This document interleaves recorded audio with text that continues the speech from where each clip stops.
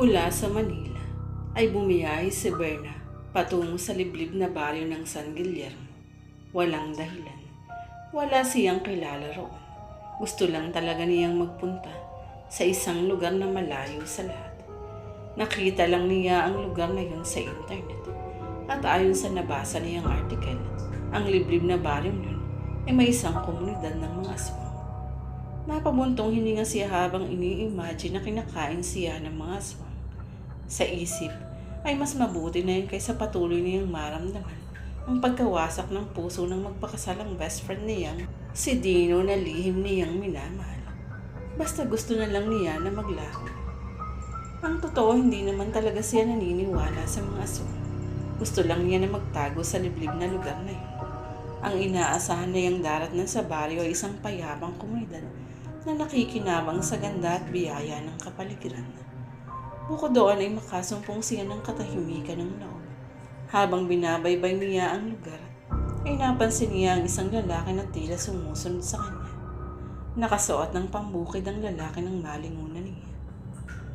Nilapitan niya ito at matapang na tinanong kung bakit siya sinusundan. Isang babala ang binitiwan sa kanya ng binatang nagpakilalang si Leon.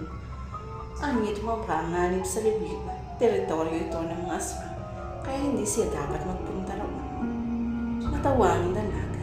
Bago sinabi kung totoo ang sinasabi ng banata, ay bakit daw buhay pa ito at hindi pa nila pa ng mga sinasabing aswang. Anang dalaga, hindi niya kailangan ng katang-isip na iyon ng mga taga-baryo. Ang kailangan niya ay isang komportableng bahay na matutuluyan. Lihim na humanga si Leon sa katapangan ng babae. Ngunit muli niya itong binalaan na lumabas na sa baryo hanggat hindi pa lumulubog ang araw.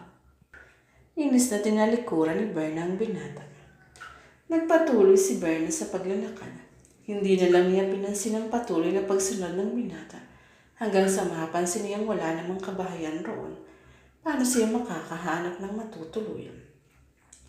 Kahit inis ay magtatanong uli siya kay Leon nang paglingon niya hindi na niya ito makita.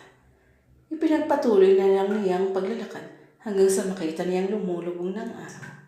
Nagmadalani na siya sa kanyang paglalakad nang biglang mayari ng kawayang kulungong bumagsak sa harapan niya. Dumagundong ang kaba sa dibdib niya nang mapagtantong sa isang iglap ay nakulong siya ron at napapaligiran siya ng mga nilalang na tila hindi mga ordinaryong tao. Sa takot ay nahimatay lang si Berna. Pagmulat niya ng mata ay muling dumagundong ang kaba sa dibdib niya nang matiyak na hindi isang panaginip kundi nabihag talaga siya ng mga nakakatakot na nilalang. Nakita niya si Leo na isa sa kanila. Sinitsitan niya ang lalaki. Humingi siya ng tulong.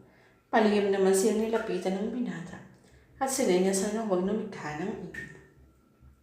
Ani ni Leon, hindi siya nagkulang sa pagbibigay ng babala sa dalaga pero hindi ito nakinig sa kanya. Ani ni Berna, hindi sermon ang kailangan niya kundi tulong. Nailing ang binata at sinabing tutulungan niya ang dalaga kung hihingi ito ng sorry sa kanya. Napilitan si Berna para sa kanyang kaligtasan. Pero ani Leon, kailangan nilang maghintay ng pagsikat ng araw kung kailan mahina ang kapangyarihan ng mga aswang. Hindi makapaniwala si Berna na totoo ang mga aswang na nabihag nila siya. Tinanong niya si Leon kung aswang din ba ito.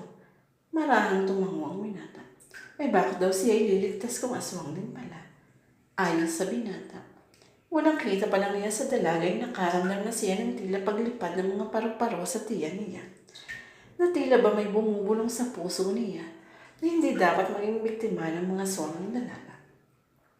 Ikinatawa naman yun ni Berna at noon lang niya napagmasdan ng binata habang nagsasalita na maganda pala ang mga labi nito.